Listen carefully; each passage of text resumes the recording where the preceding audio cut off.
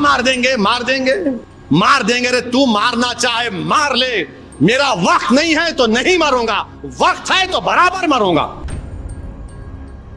اور میں ان شیطانی طاقتوں سے کہہ رہا ہوں جو بولے مار دیں گے, ایک بات یاد رکھو, میں کوئی مرغی کا بچہ نہیں ہوں. ایک بات یاد رکھو, مرغی کا بچہ نہیں ہوں. بات کے حالات تم جانو. پھر میں اتنا آسانی سے جانے والا نہیں ہوں, پیٹھ نہیں دکھاؤں گا انشاءاللہ تعالی. تم کیا, تمہارے باپ بھی آ جائیں گے تو سامنے ٹھہروں گا میں انشاءاللہ تعالی. تم زہر دے کے مارے انہوں شہید ہو گئے, تم 2 فیٹ کے سے گولی مارے وہ شہید ہو گئے. اور شہید تو قرآن میں اللہ بول رہا ہے ان کو مردہ مت کہو, تم جب مرو گے تم مردہ رہو گے انشاءاللہ. پس مردن فرشتوں نے جو تلاشی لی تو کیا نکلا, فقط ایک دل کے گوشے سے خیال مصطفیٰ نکلا. تمہاری نسلیں فنا ہو جائیں گے, ہم فنا نہیں ہوں گے. ہم ایک گھر سے دوسرے گھر کو منتقل ہوتے. میری زندگی کا مقصد تیری دین کی سرفرازی. میں اسی لیے مسلمان, میں اسی لیے نمازی. میں اتر پردیش گیا, مختار انصاری کے گھر کو گیا, تو اس کے بعد سے سوشل میڈیا پر یہ تمام کے تمام بانکڑے پہلوان شروع ہو گئے, تیرے کو مار دیں گے پورے کے پورے. ارے بھائی, میں اخلاق کے گھر کو بھی گیا تھا, میں جنید اور نصیر کے گھر کو بھی گیا تھا جن کو زندہ جلا دیا گیا گھاٹ میکا کے. میں ان لوگوں سے کہنا چاہ رہا ہوں جو مجھے دھمکیاں دے رہے ہیں, ایک بات یاد رکھو, میں جس دین پر چلتا ہوں نا, میں ان سے مخاطب ہوں. میں جس دین پر چلتا ہوں نا, میرے کو یہ دین ایسا چمن میں چل کے نہیں ملا. میرے کو یہ دین میرے کو بادشاہ کے محلوں سے نہیں ملا. میرے کو یہ دین مجھے نرم نرم قالین سے چل کر نہیں ملا. میرے کو یہ دین مجھے ملا تو بدر اور حنین سے ملا. یہ دین مجھے ملا تو احد سے ملا. یہ دین اگر مجھے ملا تو کربلا سے ملا. اس دین کی بنیادوں میں عباس علمبردار کا خون ہے. ظالموں, تم مجھے جانتے نہیں, تم میرے دین کو نہیں جانتے. مار دیں گے. ارے تو مارنا چاہے مار لے, میرا وقت نہیں ہے تو نہیں مروں گا, وقت ہے تو برابر مروں گا. تم کیا مار دیں گے مار دیں گے.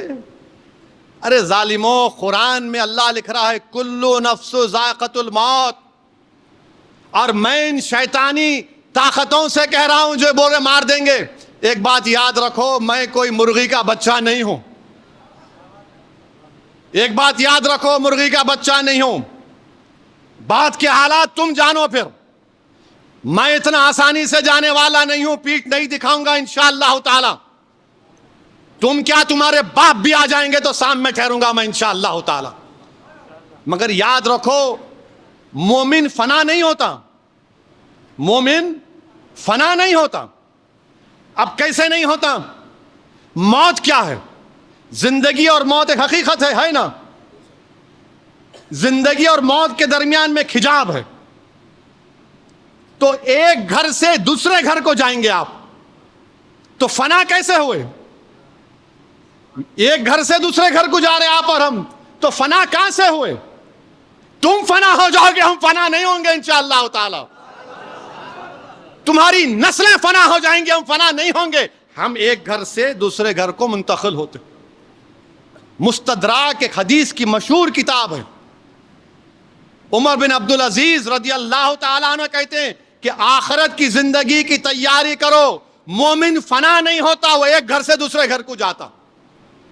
ایک گھر سے دوسرے گھر کو جاتا ہے. تو موت سے ڈرنا نہیں ہے, مگر ڈرنا اس بات سے کہ موت کے بعد کیا ہوگا. جب خبر میں جائیں گے, جب حساب کتاب ہوگا, جب پوچھا جائے گا, جب تم سے اور ہم سے پوچھا جائے گا, اور انشاءاللہ تعالی جب ہم کو رسول اللہ صلی اللہ علیہ وسلم کا چہرے مبارک دکھا جائے گا, تو ہم پکار کر کہیں گے یہ میرے آقا ہیں انشاءاللہ, میں ان کا امتی ہوں, یہ محمد صلی اللہ علیہ وسلم ہے. ہم ایک گھر سے دوسرے گھر کو منتقل ہوتے. مارنا ہے مارو, کیا کرنا ہے کرو. تم زہر دے کے مارے انہوں شہید ہو گئے. تم زہر دے کے مارے انہوں شہید ہو گئے. تم 2 فیٹ کے سے گولی مارے وہ شہید ہو گئے. اور شہید تو قرآن میں اللہ بول رہا ہے ان کو مردہ مت کہو، تم جب مرو گے تم مردہ رہو گے انشاءاللہ، تم جب مرو گے تم مردہ ہوگے، میں مردہ نہیں رہوں گا، میں مومن ہوں، گھر تبدیل کروں گا۔ کسی ایک شاعر نے ایک اچھا شعر کہا تھا، میری زندگی کا مقصد تیری دین کی سرفرازی، میری زندگی کا مقصد تیرے دین کی سرفرازی، میں اسی لیے مسلمان، میں اسی لیے نمازی، میری زندگی کا مقصد تیری دین کی سرفرازی، میں اسی لیے مسلمان، میں اسی لیے نمازی۔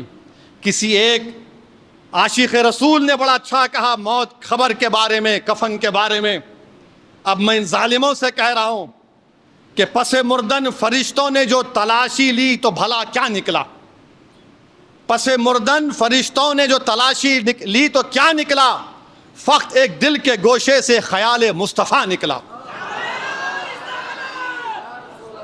پس مردن فرشتوں نے جو تلاشی لی تو بھلا کیا نکلا، فقط ایک دل کے گوشے سے خیال مصطفیٰ نکلا۔ یہی ہوگا میرے سے بھی انشاءاللہ، ہم تمام سے یہ ہوگا انشاءاللہ تعالیٰ۔ پس مردن فرشتوں نے تلاشی لی تو کیا نکلا، فقط ایک دل کے حصے سے خیال مصطفیٰ نکلا۔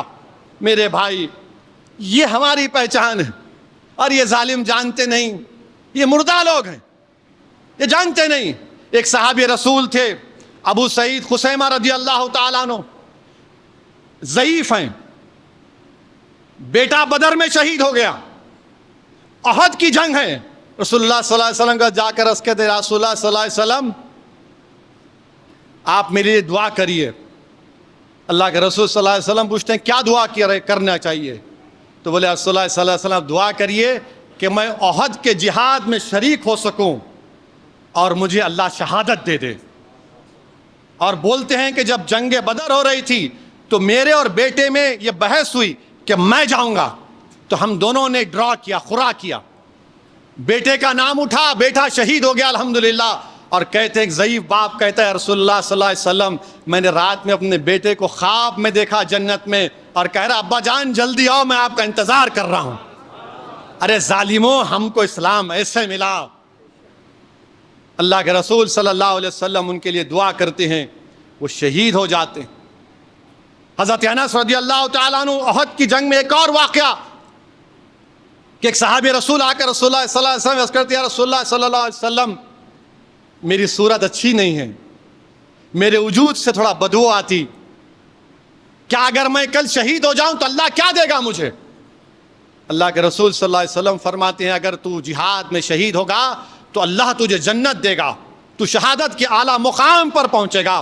وہ جنگ میں حصہ لیتے، شہید ہو جاتے، جب ان کی لاش کو دیکھتے ہیں تو چہرہ نورانی ہو جاتا، جسم سے خوشبو آتی ہے، اور رسول اللہ صلی اللہ علیہ وسلم فرماتے ہیں کہ جنت کی حوریں اس کے استقبال کے لیے کھڑی ہوئی ہیں۔ تم ہم کو مارتے مارو پیارے، کون روک رہا تم کو؟ میری زندگی اللہ لکھ دیا ہے جب میں اپنی ماں کے پیٹ میں تھا، میری ذلت، میری عزت، میری رزق، سب چیز اللہ لکھ چکا ہے، تم کیا لوگے مجھ سے؟ ارے یاد رکھو، دنیا میں رہیں گے تو غازیوں کی طرح رہیں گے، یا پھر موت آئے گی تو شہادت کو پسند کریں گے، اور حشر کے میدان اپنے ماں باپ کو شرمندہ ہونے نہیں دیں گے انشاءاللہ تعالی۔